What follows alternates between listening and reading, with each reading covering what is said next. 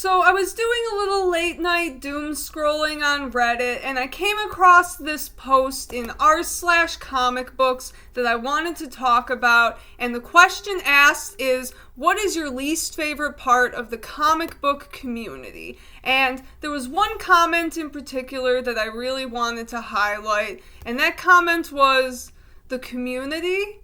LOL. I find that I've enjoyed reading comics a lot better when I'm talking to people who also view it on a more casual manner than the die-hard, hardcore ones. And I thought that was really interesting because I actually made a video a little while back called The Problem with YouTube's Comic Book Community, and even though I'm talking about YouTube in that video, this is something that can be applied anywhere in the comic book space. There just is a stigma around comic book fans in general and how they react to things. A lot of people brought up gatekeeping in the comments of this post, and this is not a video about gatekeeping, but I think it's more about how we approach talking about comics. The elephant in the room that everyone who does comic book content understands is that we are appealing to an older demographic. We are appealing to a demographic that is aging out, that's losing interest. They don't care about the stories that are coming out today. And the young kids who might be interested in this hobby are turned off from it because of what they see as toxic people, a toxic community. And I'm not making any blanket statements about the comic book community, but I can agree and understand where somebody like this is coming from when I kind of felt that way myself. I mean, now I'm fine going into a comic shop, because I know what I want, I know what I'm looking for. For somebody who's new, who doesn't understand any of that, to walk into that environment, to have these shop owners that are disgruntled and angry at everything that's coming out, and it's really not welcoming to new people. It's not what they want to hear. I find that through my interactions with people who are not comic book readers but have an interest, who have watched movies, particularly people that I've shown the DC animated movies to, I find that those people a lot of the times are very interested in comics, and it can be really fun and refreshing to share that knowledge with somebody who doesn't know it. If we want to keep comics alive, it's up to the next generation, and we're pushing them away, we're pushing them out. Like, people I talk to all the time who aren't comic readers, they're always fascinated when they hear stuff about a certain character they saw in a movie and what they were like in the comics, and there really is a genuine curiosity and fascination and just excitement around comics that you get when you're talking to somebody who hasn't been in it, who isn't disgruntled and tired of the stories. It's up to you as the reader to find what that is. So instead of just being upset at everything and, just pointing your finger at the new stuff that you don't like because it's not like what came out in the 80s, just remember that some of this stuff isn't made for you, and that's okay. There will be something for you on the shelf. Yes, comic book publishers need to think about what us as the current comic book readers want, what the trends are, and all of that, but they also need to think about how they can bring in new people, and that's why sometimes you see some of these bold risks being taken, and some of them land, some of them don't, but it's important to take the risk. I find it really fascinating how a lot of people's biggest problem with the comic book community is the actual people in the community itself. Stereotypes exist for a reason, and there is a reason that the typical comic guy is not necessarily looked at in the best light, and it doesn't necessarily do the best to attract new people to the hobby. And I think it's just important that we meet people where they're at instead of judging someone who's new, who doesn't know everything. We need people to care about this stuff. And a lot of people online, especially in the comic book community, there's such a heavy focus on like market stuff, spec, on prices, and like that's all well and good. There's a time and a place for that kind of content, but you also have to think about appealing to those people who don't know what any of that means, who don't really necessarily care what any of that means. Not yet, at least. And we have to give them a reason to care. So that's why I made the video that I did. You know, I'm not trying to poke at anyone in the comic community or say that there's anything wrong with their content. But I think it's important that we hear different perspectives and that other people feel heard. And it's very clear that there's a trend that a certain generation of people with an interest in comics are not being heard. And, you know, a lot of people will be worried that the comic book hobby is going to die. And, you know, they'll just go after artists and writers and people they don't like, stories they don't like.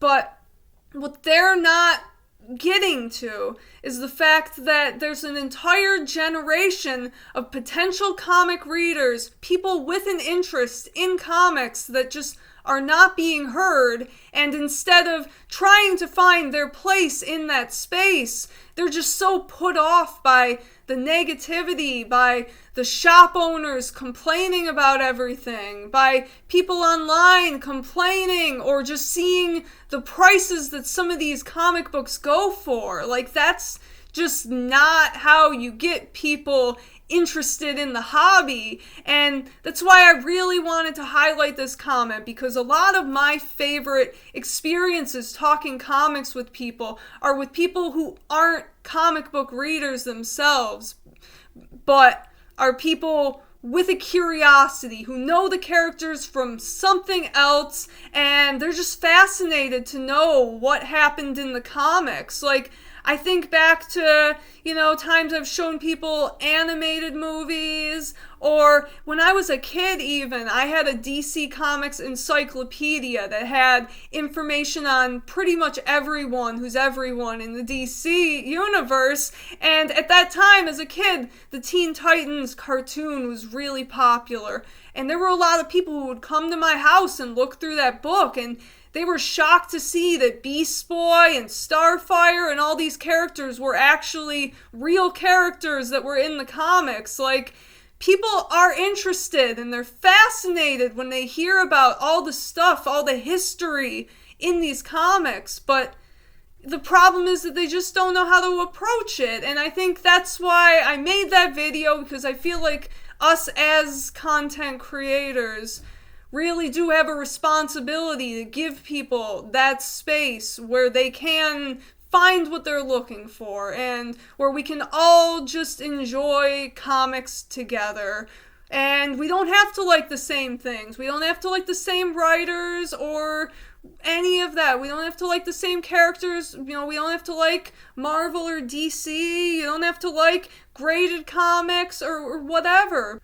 That's really it. We need to give people a reason why they should care about this stuff, because if we don't, if all we focus on is MCU spec and stuff like that, you know, buying a Dazzler because of Taylor Swift, if that's all of the comic news that's in people's heads that they're seeing, that's not what people want. That's not what people want to see. You know, people just want to know more about the characters that they already like, and they want a reason why they should go out to the comic shop. They need a reason why they should go out to the comic shop and care about this stuff. And so I feel like that's a responsibility of mine to inspire people who don't know about this stuff. And I also really love talking to people who do know about it. I love interacting with the comic community, and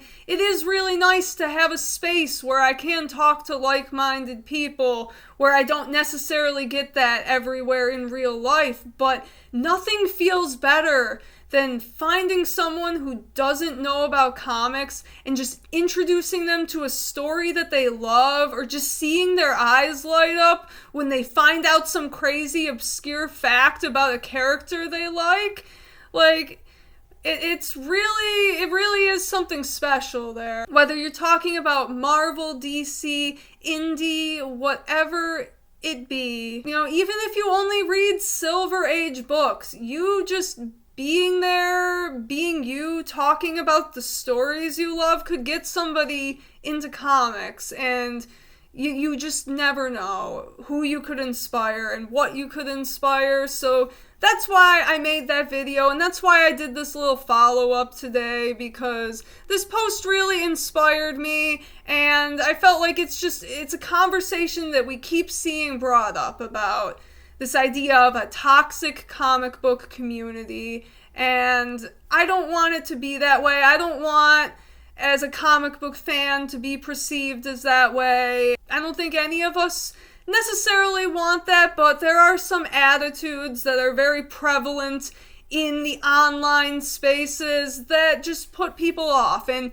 at the end of the day, the internet, YouTube, social media, that's where people get their information. That's where people are getting informed about media and shows that they watch and movies. Like, it's all influenced by social media. And if all they see from comics are just rage baiting people or just angry comic shop owners, whatever it be, there is an issue, and we shouldn't let an entire generation of people's voices be silenced and be essentially pushed out of the comic book space.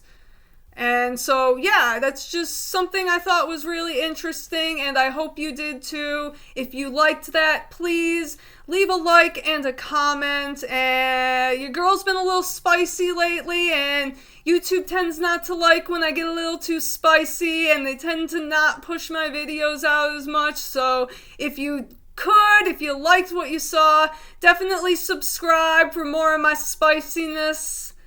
And let me know, what would you answer to this post? What is your least favorite part of the comic book community? Thank you.